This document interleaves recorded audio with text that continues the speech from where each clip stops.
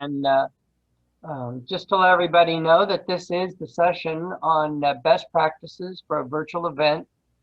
And the great news about this is one of the speakers, Elizabeth Lachowicz, is a member of our chapter, so we welcome her. And Elizabeth is Director of Education at CFMA, and Brian Summers is Vice President of Operations, and that stands for Construction Financial Managers Association.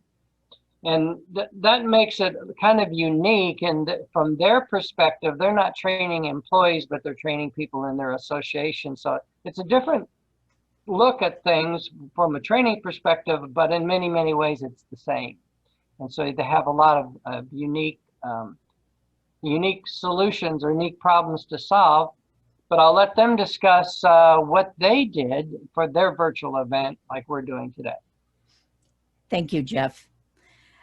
So the purpose of our session is to share our many lessons learned in putting together our virtual conference. In order to do that and have it be a little more interactive, we want to invite you to use the chat session over on your right side, or maybe it's a button on the bottom of your screen. Feel free to comment and add your questions. We also want to invite some cross-learning. So if you have some experience or an idea, please feel free to use the chat. There will be times we will definitely ask for your input, and you'll see this icon that's on the screen there. Whenever Brian has an opportunity for you to participate, watch for that icon and you'll have that opportunity. We are also providing resources for you in addition to a copy of the slide deck. We are providing a toolkit and some examples of our RACI chart and things like that, and you'll find those in the links that are posted in the chat, and ATD is making those available as well. Our contact information is in the slide deck, and we'll also post that, make that available to you in the chat at the end of the session. We'd love to connect with you, and if you have any afterthoughts or comments, we'd welcome that. So because we want to share our lessons, we want you to get something out of this. At the end of the session, we hope that you'll be able to identify what you need to do to produce a virtual event and understand the key areas that should be included in your planning process. We want you to be able to work more constructively with your technology partners and your speaker partners as well, to maximize their effectiveness, not only for them as a speaker, but for their audience's benefit as well. All right, so we're going to get you working right out of the gate here. So in the chat area, we want you to state your greatest challenge in producing a virtual event. We feel it's important for you to share with others, and we obviously want to see what you're most concerned about in that area. And while you're doing that, I will state that with CFMA, one of our greatest challenges was definitely converting a conference in less than 3 months. That's not a lot of time. We were fortunate to have a lot of the content prepared, but we only had less than 3 months to do that. And Elizabeth, would you agree on that? And do you have any others to add around your biggest challenges? Yeah, definitely a challenge was the time frame. But also one of the challenges we faced was like rebranding. We do online learning regularly, and this conference, we wanted it to be special. So the virtual conference, we decided to use a different platform than our normal. So that was challenging, finding one and learning how to use it. Absolutely. I see we got one respondent there. We need more, obviously. I know we have a small start to this, the attendance right now, but please, right in there. So attendance is one. We'll get to that. We'll talk a little bit about what is appropriate around attendance, making sure participants knew how to navigate the breakout spaces, finding materials for workshop. Yeah, absolutely. Oh. Isn't that a good one there? Yes, make sure definitely. You train them. You train them, right? You got to train them how to find stuff. Working with producer, different styles and technical levels. We'll talk about that. That's got to be a great match, obviously. And Jeff, thanks for chiming in, Jeff. He agrees all around, finding an affordable platform. So we'll get to that. So thank you for participating. We're getting a little bit more in there, but we want to continue so we cover everything. We really appreciate that. We'll give you a couple more opportunities to participate in the chat area. So I want to show you this graph we have on screen now, this chart. And basically, we did some research prior to putting this presentation together, and we found a great survey from a company called Personify. We have this in the early part of the chat area, so you can actually get this whole survey if you want. Over 1,100 people responded to it. And this isn't directly saying or stating a challenge that they had, but it actually asks the question, why aren't you planning on running any virtual events? So very similar to that, but the question was worded a little differently. And the top two was around technology at 32%. So I'm glad that aligned with all, some of your input already. But it also said something else interesting around 32%, which was they wanted to provide value to members in a virtual environment. And I can't stress that enough. You got to provide value. If you're going to switch platforms, the content's still going to be there, but you need to provide some type of value. Rounding out the chart here, our audience isn't interested in virtual events, so good for them. They knew they knew their audience, they knew their clients well, and they don't really aspire or take part in virtual events. And they didn't know how to get participation. That's another thing I think is a big challenge too. So this is giving you some more insight around challenges and reasons why somebody didn't attend or run a virtual event. So next chart we have on screen now is another one I like from this data, and it's asking objectives. So now we're going from challenges to objectives. This is important because we're setting a foundation for your virtual conference. And a couple interesting statistics here is when asked, what are your objectives when running a virtual event? The number one, 91%, was keeping members connected. So you can substitute members for audience or clients, and they just wanted to keep people connected. It's important this time with us all going virtual to be connected. Or employees. Oh yeah, employees in a lot of people's cases, because that's definitely the audience here. Thanks, Elizabeth. Trying to maintain normal programming. A lot of you have live programs throughout the year. Converting that to a virtual platform will help maintain the normal programming, keeping people engaged. Attracting new members. So on a positive side, bringing new members to the table. I think there's ways to do that, and we'll talk a little bit about that later. Raising awareness of your organization, that might be an objective. Raising money is another one, 29%. So when you look at these objectives, these are much more than you probably realize you can think about. And we want you to start thinking about objectives. So a little bit more about that. Once you start thinking about the objectives you want to nail down for your virtual conference, you can give those other people too as well. I know we had a leadership group that wanted to see what we're focused on and what the focus of the conference would be if we went virtual. We provided them in that group.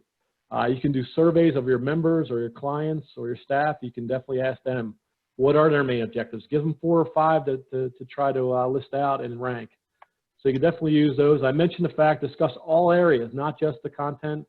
Maybe it's a financial objective. There's other objectives you can definitely think about and work on. So I'm hoping that this group is thinking about objectives now, because we're going to ask you to go into the chat area and just give us your #1 objective at this point. You heard a little background from us.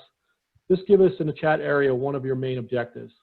I know for CFMA, ours was to provide quality education. We want to do that with all our education. So we definitely want to include that as an objective. And Elizabeth, you want to give us another one that we had? Yes, it was to make sure that quality education met the rigorous requirements of NASBA for continuing professional education credits. Our members expect those. Yep, so that's 2. And the third one, we really want to make it affordable to our members. So that's the other one we wanted to do. So let's see if we got anything in the chat area. So one objective is learning of new knowledge and skills. That's great. I think Jessica, connect with our new and continuing students. Depends on the workshop, so obviously a different focus there for each workshop. Great answers. Great. Okay, thanks for that again. Thanks for participation. That helps everybody, including Elizabeth and I. So moving back real quick, I just want to show you our mission statement. So you heard our 3 objectives. We combined it into one mission statement: provide high quality education with CPE credits at an affordable price to members and non-members. Again, we wanted to make sure we leveraged a little bit what was happening with COVID. We saw other organizations discounting their content, their webinars, and we wanted to do the same with the affordable price. And make sure your mission statement or objectives kind of run through and you keep focused on them throughout the planning of your virtual conference. Elizabeth, do you want to talk about some other components? Yes. When you talk about the mission statement, you're saying what we're going to accomplish. This is a little bit more on the how. How are we going to produce that overall value for our members? And we knew that there was an education component, as Brian mentioned, high quality CPE earning. Another component that we normally had in our conference was at the exhibition hall. Now, that was always a very positive and rewarding experience, both for our attendees and our exhibitors. However, in our short time frame, we just were not able to research it enough and get enough mechanisms in place to make that happen. Sponsors, here again, on that virtual landscape, it was very different. We didn't have as many opportunities for the sponsors, and we needed to consider how relevant they were, of course, what kind of funding they were going to provide. In addition to that, what kind of relationship we had with them, amongst other things. Another component that we wanted to include was our company's initiatives. Something that we always did at our annual conference was to acknowledge our members for their contributions to CFMA. Also, we had awards that are given out annually that we wanted to make some time, and we did in the schedule, to include time for them to receive their awards, make a little speech, and it was engaging because a lot of the members know one another, so they were rooting for each other. So your company might have some very specific initiatives that you'll want to incorporate into your virtual event. Other things that we had to do was to, number one, include an app. Now, normally you don't need that, but we did because, as Brian mentioned, we had everything underway for a face-to-face conference, and we were able to change around most of the contracts. We could not change the contract we had for our app. So we did use the app. It was something that our members were familiar with, and it incorporated some elements that gave members a chance to interact and made it easy for them to use. Now, they were mostly working off of their desktops. So instead of using an app on their phone, which is what they did at the in-person conferences, they were using a desktop app. We also have initiatives every year for fundraising. We try to put the fun in fundraising by having a virtual race. This was a unique opportunity for everyone to register and on their own do a race that was going to raise money for suicide prevention, which is very important in the construction industry. So your organization is going to have some things like that that you'll want to consider. So we talked the what, we talked the how, let's talk about who. Know your stakeholders. Our attendees are typically CFOs and controllers. Now, this virtual conference gave us an opportunity to reach other people as well. Not only potential members, but some people who typically were not able to attend our events. Maybe they were staff accountants. They didn't have expense accounts. They didn't have the luxury to go away to a conference. Having it be virtual enabled them to participate. Also, it made those people who cannot travel for whatever reasons now able to join us in our annual conference. Other stakeholders are speakers. Very important to have hot topics. We lucked out. Because we were already in process for the in-person conference, we had our speakers already vetted, their proposals already selected, and it made switching over to the virtual conference a lot easier. One of the things we highly recommend is, if possible, get people who are familiar with virtual presentation so that the process is smoother. They're a little more adept at using the technology. Even the different platforms have some similarities. Our partners, our technology platform partners, critical role, and we partnered with the education department. Brian's going to go into detail about the technology partners. Another stakeholder, our staff. Now, we're made up of 24 people, and everybody pitched in, everybody was willing. We were all on a learning curve, including the leadership, who had to guide us during these certain times because we were learning as we went along. Your organization will probably have some other stakeholders, so you want to look at who they might be and be sure to include them. Once we knew who was going to be doing, who was involved, We were also had to look at what they were going to be doing. We found that using a RACI chart was a very valuable tool in managing this project. We identified all the people that were involved on the staff because we had a lot to do. We had a lot of players, but we needed them to be working on the right things. And the RACI chart enables you to identify what capacity each of the players are playing. You know, what role are they serving? Elizabeth, somebody asked me afterwards, what was the hardest part about all this? And I said, just the coordination, the sheer coordination of all this. And the RACI chart just shows a little bit how, you know, coordinated you have to be to put it all together. Right, exactly, Brian. And the coordination of who's doing what. And because we were all kind of wearing different hats in a sense, we needed to identify the different roles. A lot of you are familiar with the RACI chart. For those that aren't, you needed to identify who's responsible, who's doing the work.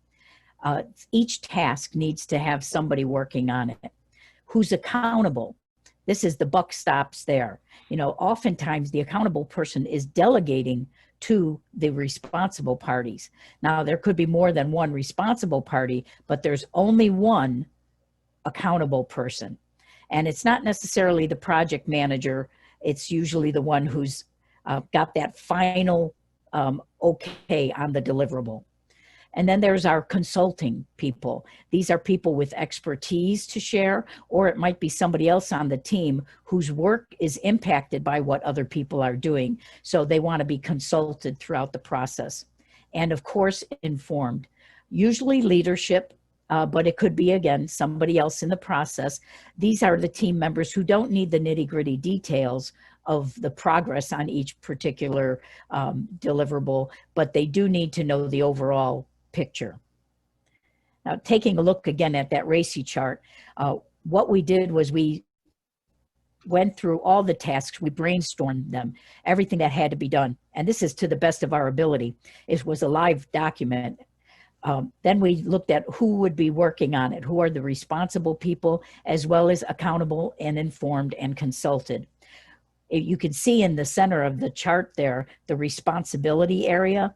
Because we had so many players working on so many different things, we wanted to keep an eye on the responsibility so that we didn't overextend any particular person.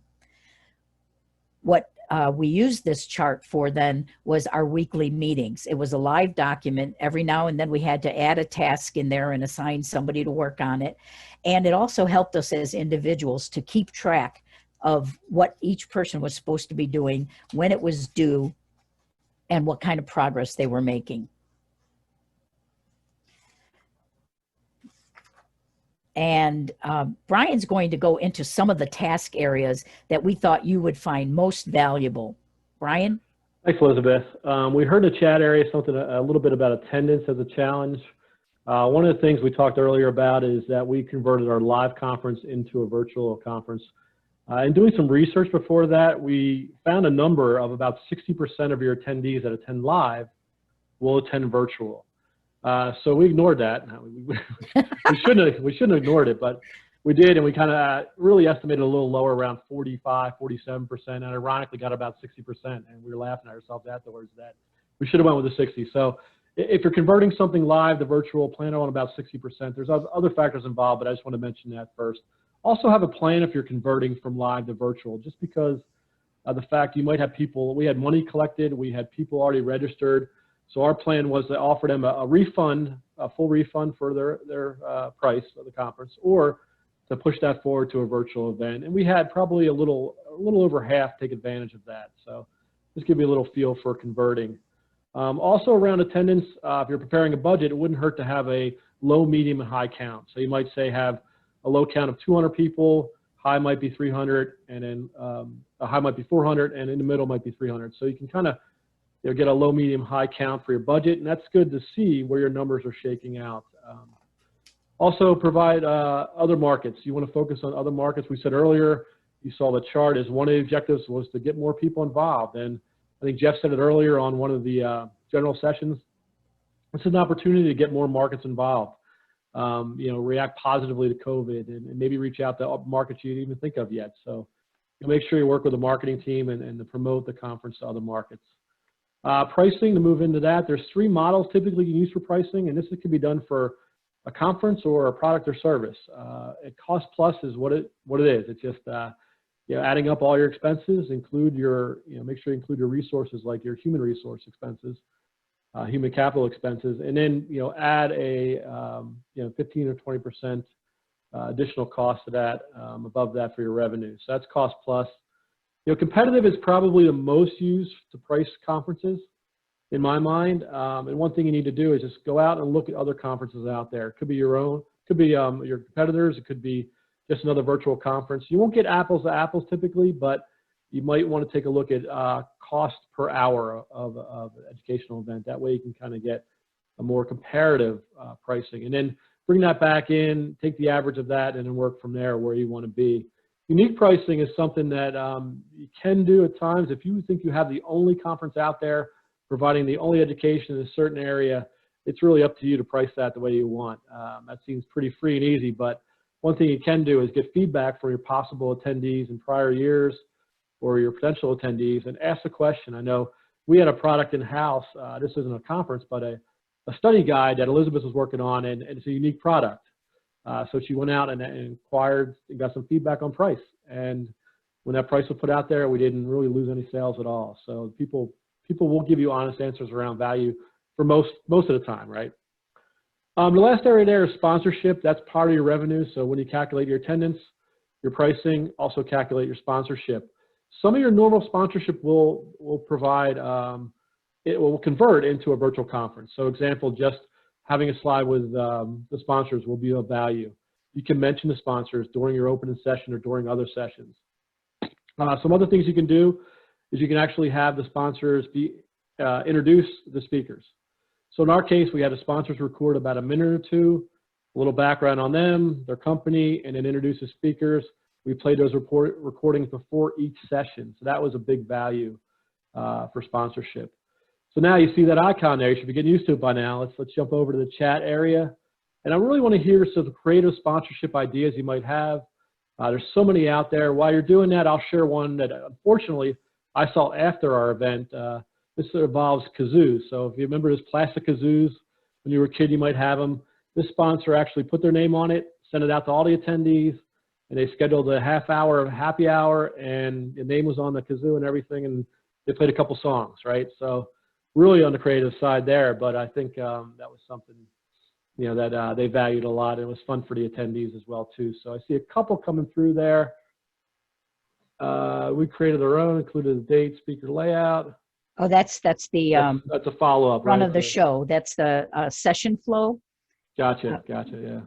One of the other ideas that I heard about was the sponsor did a movie night as part of the virtual conference, and they sent the people ahead of time a package of popcorn and so and then they streamed the movie over the platform so that everybody could watch it together, and they had that shared experience. And again, it was an idea for the sponsor to get their name out there and create something for the attendees to be involved with. Yeah, the goal is to be creative. So, I mean, you can find them out there, some great creative ideas. I'm sure you can Google them or go online and find them too as well.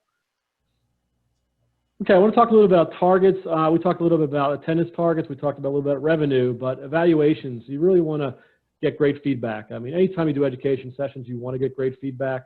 But with virtual, you can do something a little different. You definitely want to pull out the individual sessions and get feedback on them. And the other thing is critical here, and it's something to note, you want to pull out the technology part. So when you ask was the speaker effective? Yes, that's one question you can ask, but also ask, was the technology effective? And do this for each session. The reason why is because a lot of times technology, and Elizabeth will go on a little bit of that too, can trip up a speaker. Yeah. And when that happens, basically, you'll get a lower score overall. So if you break it out, that helps to really understand what the speaker score should be. So just a note to break out the technology. You want to have an overall conference evaluation as well, and you can do that at the end of your conference. That way you get feedback basically on the entire conference. Ask the question, would you attend another virtual conference if we put one on? So that's great feedback for you. We were fortunate to get 91% of the people said they would attend another conference if we put it on virtually. We're always trying to increase the amount of these. I'm sure we're all in the same boat. Incentives can work. You can also offer a drawing. I know that's what we did. Elizabeth oversaw this area, and she actually had a drawing for a gift card, which is great. I think it got more people to attend. The other area we considered, but we'll use probably in another venue, is offering $1 for everybody that fills out an evaluation to a charity. So everybody loves to give back to charity, especially this time. You can actually, if you have 2 or 3, you can put those on the evaluations themselves, and then the person can actually pick the charity that dollar goes to, and you can raise some money for a good charity. Can I say a little something about the evaluation scores? Absolutely, yeah. Thanks, Brian. So like I mentioned earlier, we were going to be using this app, and we wanted to keep it real simple for people to fill out the evaluation scores, but still keep it aligned with what we normally do, which is a 10-point scale. But we decided to make it a 4-point scale to keep people from that middle of the road kind of area. So we made it real simple. We would present the statement. For example, the presenter was an effective speaker. And then they had the choice, disagree, somewhat disagree, agree, or strongly agree. So it moved the people out of that middle of the road. And it also kept it simple for the members to send in their evaluations. And Elizabeth, we included some of this in the materials too. We gave them the evaluation. Yes, it's in the resource section. Yeah, so when you take a look at that, just look at some of the examples we have in there, because we can't cover everything in this time frame. We also added a daily engagement part. So as each person submitted their evaluation for the end of session evaluation, they had an option. Did they want to be put into a drawing? And then they would put their email address if they wanted to. It was no big deal. It was like a daily swag bag, but then they got announced at the end of the session, or the end of the day in our daily wrap up. So that kept people engaged throughout the day, also gave us more feedback. And then at the end of the overall conference, there was an end of conference survey, and they got a gift card. Yeah. That's a big debate. I mean, should you give them your product and services, like a free webinar, or give them something they value? I always lean on giving back something that they would value, like a gift card or something personally, because they're taking the time to fill it out. So. And I heard it's important, if you give them a gift card, make sure it's enough for 2 people to have dinner, not just one. Oh, wow. Yeah, there you go, right? That way, they could take their significant other or even their family out for pizza or something, and say, oh yeah, I got this at this event, or for my boss or whoever. Yeah. Absolutely. Okay, we're going to shift over now to talk a little about working with technology partners. Obviously, this is a theme of this overall conference, and we want to talk a little bit about working with technology partners. So all this I'm going to tell you in the next few slides is really what you want to do before you engage any technology partners. And the first thing is to know your audience preferences. And this is something you can take a look at. If it's a member, it could be your client, it could be another group of people, but try to understand what virtual environment they're currently in now. Are they on webinars? What kind of platforms are they using now? Maybe send out a little survey to get feedback on them, because the last thing you want to do is produce an event that the bar is lower than they typically are used to. So you want to equal that, or raise the bar in most cases, I think, that in that case. Attend demos. This isn't too hard to do. I know there's a lot of technology partners out there that have demos on their website already. You can engage, you can call somebody up, they'll probably give you a demo pretty quickly. And just see a bunch of them. Just get used to the options that you have through a variety of vendors in this space now. I can't believe how many are out there now doing this kind of work, but it makes sense because the demand's so high. And the biggest area is really identify the platform functionality you want. Now, on the next slide, this is a full list that I have, and there's probably more we're going to talk about, but it's a pretty full list. So the chat area, we're showing you a little bit how that can be used here in this platform. It's a great way to get attendees engaged in chat area. So that's something you want to ask. Q&A, question and answer. You want to have that available. Most platforms will have that. I know one platform called Event Power will actually allow attendees to rank the questions, which I thought was really neat. I mean, you could get 20 or 30 questions in a short period of time, and if the attendees can rank those, they bump up on the list, and you as a speaker can answer those in order of preference. Content resources, Elizabeth mentioned those earlier. You want to ask about file formats and file sizes. There are always restrictions in those areas. In our case, we have a lot of CFOs that use Excel. So if a platform doesn't support Excel and just PDF files, that's a little bit of less value we provide to them to have to convert those. So ask that question up front. Polling, most will have polling, but ask a little deeper there too. Ask what type of polling is available. I know there's something out there called word cloud. So some will offer this service where you can actually have attendees type in a word and it'll produce a cloud for you that'll pop up and it'll show the biggest word up there with the most responses. So that's a really neat area. I highlighted this breakout rooms because I can't emphasize enough. When you're taking your live conference to a virtual environment, you're losing interactivity. It's a given. You got to bring that back somehow. Virtual breakout rooms are awesome. I was on the 2 o'clock start of this conference, and this networking 5-minute function is a great idea. I can't wait to check that out. I really love that idea. But breakout rooms are pretty easy to do. You can ask your technology vendor if they have them. A lot of them will use Zoom. So if anybody's ever tried it, please check out the Zoom breakout rooms. It's a great function. You can take 100 people, as we are today, click a button and assign them 10 per room. It's really awesome. And then you can bring them right back into a main room. So we use that. They got great scores, and people really appreciate the interactivity. Evaluations, we mentioned them. I think a lot of times you're just going to have a link to your own evaluation system, but ask that question too as well. They might be able to provide some services for you there. Tech support, ask them to write out some detail about how they're going to provide that to you. It's a big part of it. We saw in the chat earlier. A big challenge is the tech support, understanding technology, working with tech vendors. So they have to be responsive. Is it 24 hours? Is it during working hours they'll provide it? What about during the session? Do they have a link where you can just click and contact the tech support during the session? Elizabeth, you want to talk about our vendor, what they provided to us we thought was really neat? Oh, they were wonderful. One of the things they provided was very proactive, that they monitored each individual that logged in to their platform. So they could tell in advance whether they were properly connected, and they would reach out if the attendee was not and help them fix it so that there was a smooth transition into the session. Excellent. Yeah, it was a big selling point for them. I just put their name in the chat area. Diventive is the name. Diventive, it's in the chat area if you want to check them out as a resource. But we really like that functionality. Emojis, I know Blackboard does provide these. These might come in handy. It's good anecdotal feedback. It's clapping, it's smiling, laughing. Good feedback for you to see if the session's going well. And there's some others too. Elizabeth, I think after I showed Elizabeth this list, she popped up a bunch too. So you want to give feedback on that? There are quite a few very sophisticated platforms out there. They let you share whiteboards. They share the screen. They even have, I forget the name of it, annotations and things like that. So it becomes more collaborative. So when I say, we're talking about our virtual conference, but virtual events in general, all these things are taken into consideration.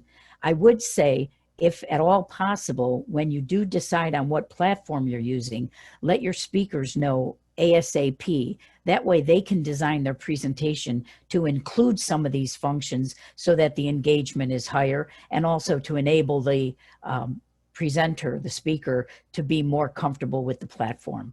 Yeah, absolutely. These apply to attendees and speakers. So thanks for that, Elizabeth. Let's shift over to the chat area now. I want you to just pick your top 3 platform functionality in the chat area, just to see what everybody on the, the event, the session, what they like. So let's jump over to the chat area. Just punch in the 3 that you like the best, either from your perspective or your members' perspective or your clients. Give everybody a second or two to jump in there. I know we can rely on Jeff to do a couple there. Well, and Diane is looking for a list that might show the platforms and their features and benefits. I would imagine if you Googled it, you could probably find something that compares platforms. They're doing so much virtually now. It's just like if you were looking for a TV or something else. Yep. Comparison shopping. Yep, so polling, chat, Q&A from Joe, Jeff, ease of navigation, affordable. Support sponsor, that's more or less a platform itself. That's great. Chat, breakout rooms.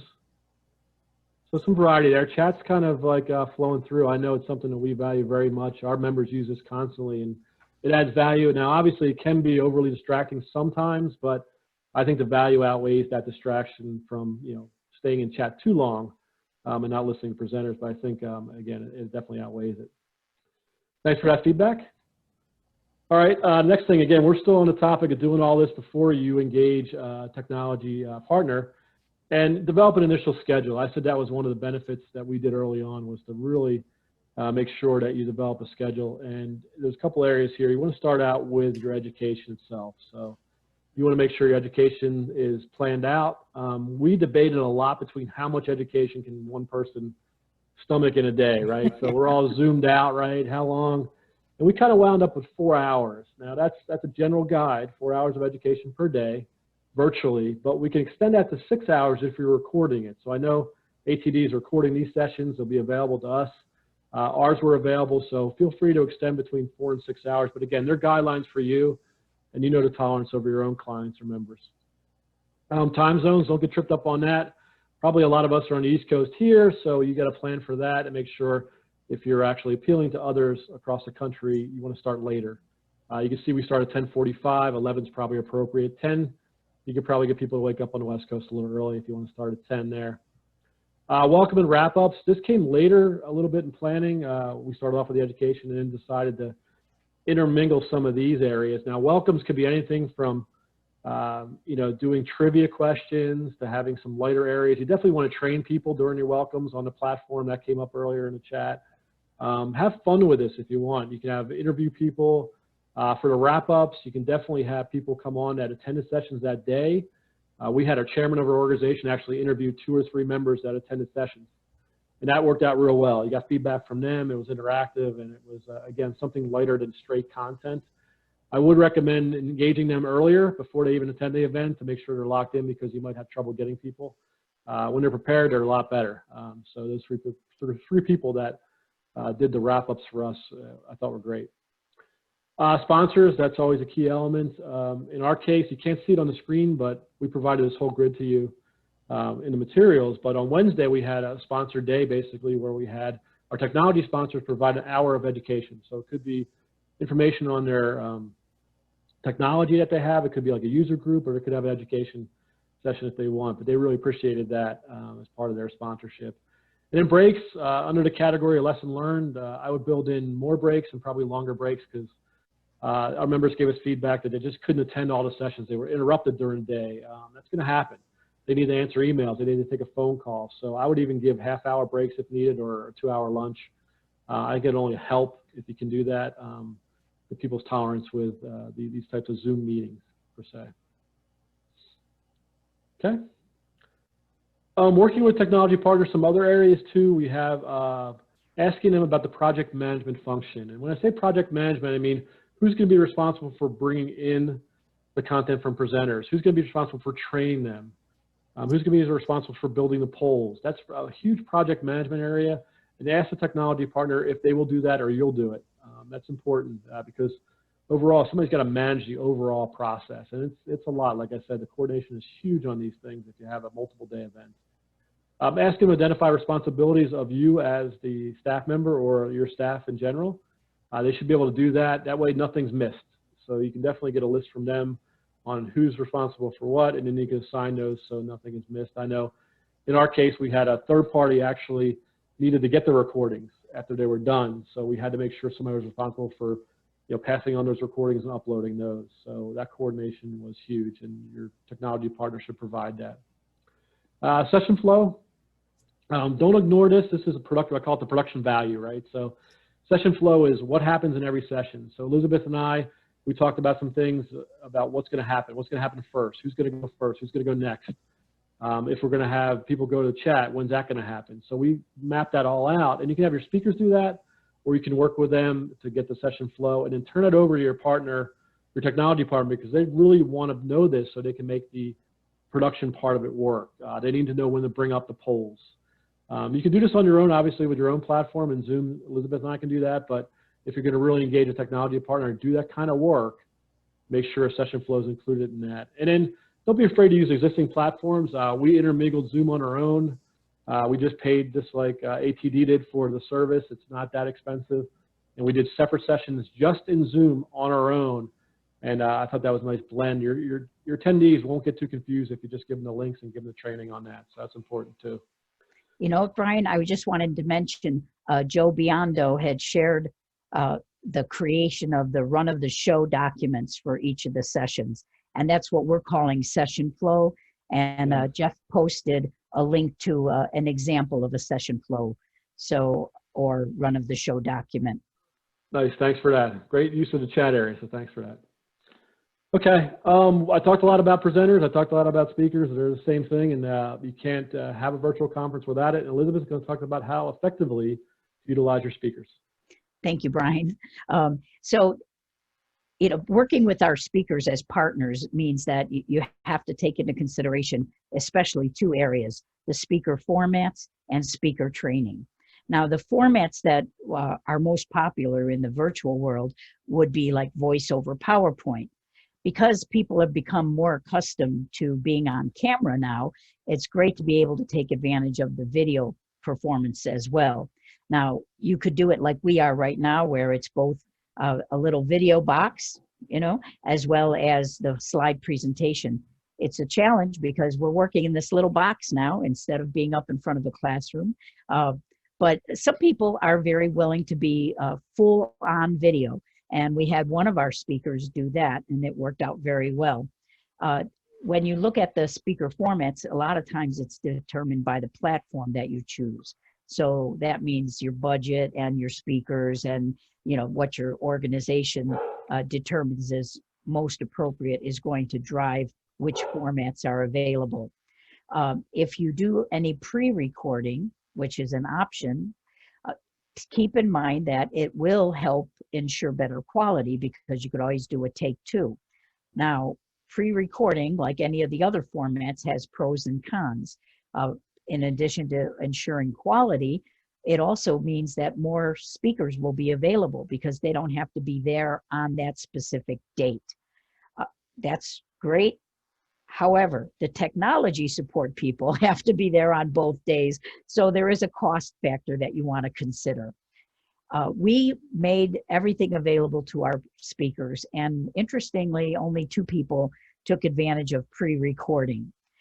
That was also because our speakers tend to be volunteers, and they are CFOs and controllers who are working in demanding full-time jobs. So that extra week or 2 of prep time, they didn't want to lose that by pre-recording. It's going to depend on your speakers, and just know that you have some options. The other thing we did to maximize the effectiveness of our speakers was to offer speaker training in 2 areas. One, the technology training. Our vendor did a great job of allowing our speakers to get together ahead of time, and they went through a platform training. In addition, our attendees were also given that opportunity prior to the conference to get in there and play with the platform and familiarize themselves. The other part of our speaker training was around actually the presentation. This is where we allowed our speakers to use our speaker development toolkit, which we give to all of our speakers and have done so for the last 2 years. The speaker development toolkit is our effort to better prepare our speakers and make it easy for them to do a good job. Thank you, Brian. Brian's sharing with us right now the actual document, and you're going to get a copy of this in the resources.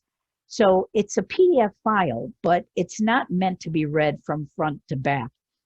We designed it just like your smartphone. So when you open the speaker toolkit, you don't just flip through the pages. You look at this area here, all these buttons, and say, gee, well, let me do a self-assessment. Let me see how effective am I? And it goes to that part of the document so that you can take your self-assessment. You're finished with that, you can return to the main menu and select something else. Well, gee, let's see. I want to look at how to best develop a slide deck, and it goes to this section. Now, you're just bouncing around. It's a reference document. It's like a toolkit, like opening up a big, craftsman toolkit and just reaching for what you need. And you'll notice that down here at the bottom of the screen, there's an icon for a video.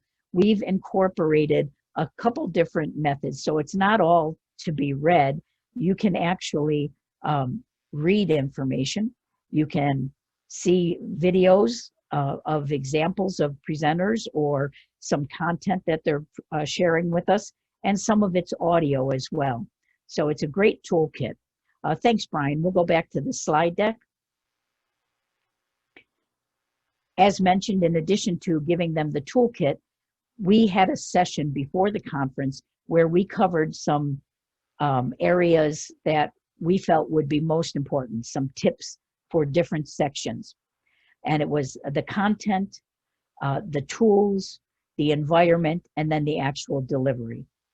So the tips that I give you today, I hope that you can incorporate sooner rather than later, perhaps in your next session, whether it's a Zoom meeting or a presentation, or even a family Zoom meeting. We do that every week in my family. Either way, preparation is key. That's the case with everything. So with regard to the content, we recommend you identify 3 key concepts that you want them to take away. As you're presenting, include those 3 key concepts throughout your presentation so that your attendees actually remember them. Practice your presentation. Can't say that enough. Practice not only makes for perfect or improvement, it will enable you to time your presentation. In the virtual world, you've got a block of time. You can't go over that because the platform will quite often turn off.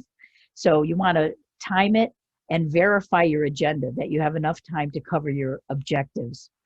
I've found that printing out your presentation is very helpful, not so much as a reference document. Maybe it's a little bit of a security blanket. I have one right here with me, and just because, but it also has been known to save presentations. When the computer freezes on you, but the platform is still working, you can actually continue your presentation. Don't tell Liz, but I didn't do that, sorry. I was out of toner, that's why, so. I apologize for that. It happens. Well, I had one, so, and we were covering for each other. That's true. So lastly, provide your resources in advance. Brian mentioned this, that they should be in the right format so that they can be uploaded. The other part you want to go through, I'm trying to move my screen. I can forward it if you want. Please try. Thank you. Yep. The tools. We spent a lot of time talking about technology because you can't do a virtual session without it. As often as possible, you want to give your presenters as much time with the platform so they are comfortable and confident. With regard to your presentation, make sure to test any links. I know our previous session, they had a lot of video in their presentation. You want to be sure to test anything that's embedded. Don't always rely on the Wi-Fi and even the hard line, which is preferred. You want to put it on your computer so that you can have it play without any snags. Test your audio and visual. I did this earlier, Brian and I said, wow, my camera or light is not working for some reason. So I had this specific lamp that was bought in order to brighten up the area, and it worked yesterday, but it didn't work today. So I have the window partially open. Use your tech support when possible. Don't think that you have to try to fix it on your own. We had great Diventive support. But whoever you're using, whether it's Jeffrey or Oliver, like this week, make sure to rely on them and get their support. Beware the technology gremlins. It happens, like Murphy's Law, whatever can happen will happen. The best thing to do is be prepared, as I mentioned earlier. A little bit of preparation goes a long way in the virtual world. You might need to have a special slide set aside that you could put on that says, we're having technical problems, please be patient. Or maybe you work something out with your technical crew, the support team, to come in and announce, please be patient, or we're having difficulty, please everybody log out and come back in. There's different ways to go about it, just be prepared. Next, let's talk about your environment. Reserve a quiet room, especially nowadays with all of us working at home, the kids are going to school at home. You want to reserve that quiet room and remove any distractions, whether it's the dog or maybe the landscapers out front. If you can schedule accordingly, that's great. But like I said, Murphy's Law, it's going to happen. So you want to be able to prepare for that. Adjust your lighting and background, as I mentioned that I did. Your background, you want it to be simple and straightforward. You don't want people trying to see what's going on behind you, whether it's the cat crawling over the bookcase or anything like that. You want to minimize that. Wearing solid colors helps to keep it simple, especially because we are performing in this little box, this little Zoom box now. And look at the camera. It's very easy to look at our notes or look at the screen or even look up at the calendar. But keep in mind that people are watching you. They're looking at you via the camera on your laptop or if you have a separate one. I know I found it helpful to actually have little people up there so that I could imagine I'm looking at faces of people I know and they're smiling. And let's see if we could, there we go. Let's talk about delivery. Enjoy yourself, smile. Everybody that's out there wants you to do a good job. They're rooting for you. They know that you know your stuff and have something to share. That's why they're on the call with you or on the virtual platform.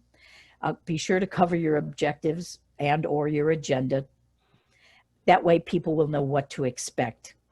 Keep your energy up. It's very easy to become monotone. I'm sitting. I'm not used to sitting. I'm a stand-up trainer, but I will make sure that my energy is up and positive. Use vocal variety. That way people know when you really want to emphasize something and when it's not that important, or maybe it's something you want to speak a little faster. However you do it, even that pregnant pause will make sure that they pay attention to what you're saying. Respond to Q&A. We're doing a great job, and thank you, Jeff, for moderating so that we know what's going on in the chat room.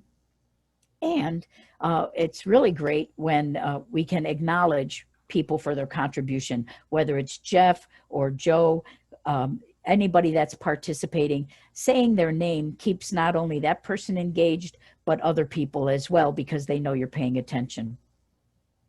Okay, so those are the tips that we gave.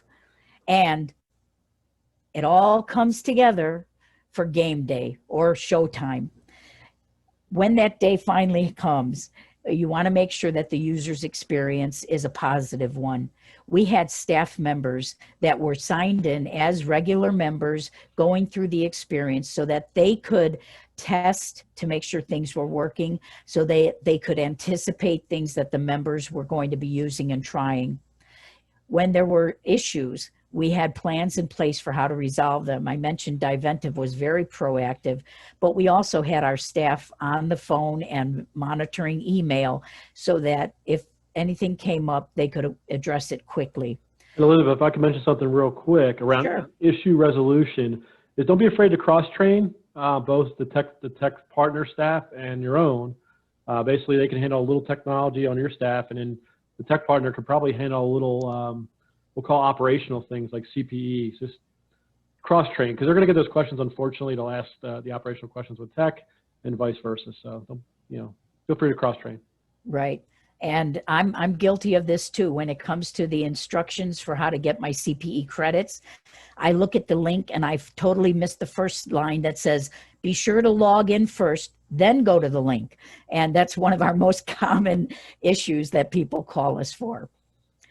So after this wonderful event came to fruition, we had a chance not just to catch our breath, but to celebrate because we met our objectives. But also, we wanted to take a moment to debrief and look at what worked and what we could do differently next time. Brian, out of all the things that we did, what do you think were some of the things that worked best? Yeah, I'll go back to it again. One of the things is just schedule early. Just make sure your core schedule is done.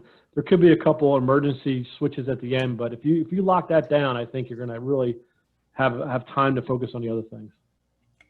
And I think what also worked, we lucked out with having all those speakers vetted already. You know, the requests for proposals were in and we knew who we wanted in advance.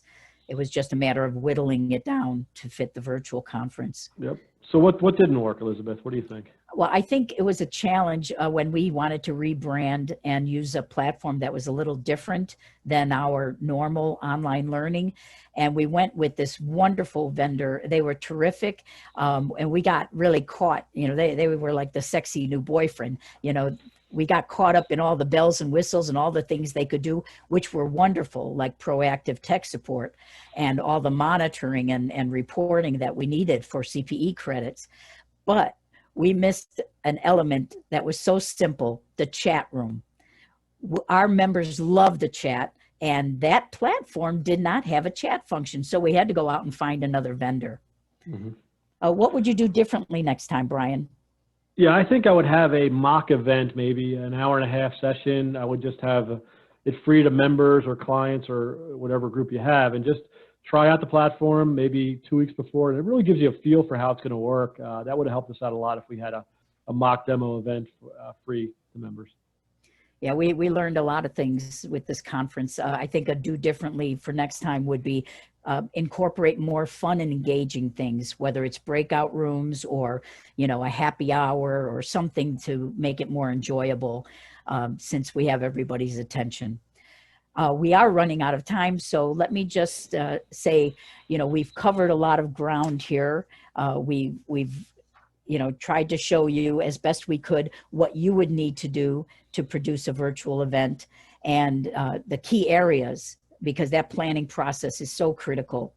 We also covered some elements that we thought would help you work more productively with your technology partners and your speakers. So with that, I'll open it up to everybody on the platform. What questions or comments do you have?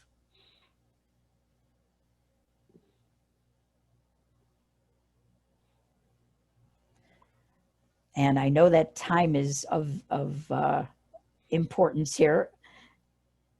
There's one just popped up.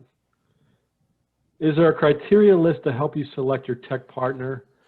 I included some general overall lists in the chat area. Not the chat area, I'm sorry. I think the resources? Resource area, yeah. But I will try, Diane, I'll try to send you some too as well. If you give me how will we get those resources? I may have missed that. I apologize. no problem. Jeff, do you want to comment on where they are? Yeah, let me post those again, and that will help you. And isn't ATD going to put these on their website? I thought Oliver was going to have us upload our resources. Yes, Mid-New Jersey, we're going to do that on our website. And again, Google, if you Google, what's a tech partner checklist, I bet you'll find that there are many out there. Mm-hmm. Yeah, check the Velvet Chainsaw. It's a great organization. They specialize in events. They provide consulting and support, but have an awesome website and newsletter. So that's on the screen now in the chat area. Great. Thanks, Brian. Mm-hmm. And any other comments or questions? I can definitely agree with, I wish we could have had a dry run well before we kicked all this off. It would have solved a lot of problems for us that unfortunately we're solving today.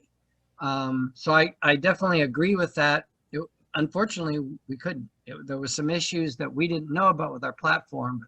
So here we are. And, Jeff, we're all doing the best we can. And that's one thing that we've learned is most people are very forgiving. Just like you and I, we're all working at home these days. We've all been put into this arena and we're learning as we go along. So thank you, everybody, for being flexible and forgiving of any blips. And we appreciate your comments and questions. As mentioned before, our contact information is on the slide deck. Please feel free to connect with Brian and myself. We'd be happy to answer any further questions and just stay connected. And thank you, Jeff, for being our support person. And thank you, everybody, for participating today. We appreciate your attention and good luck with your next virtual event. Thanks, everybody. Yep. Thanks for the presentation. Great job.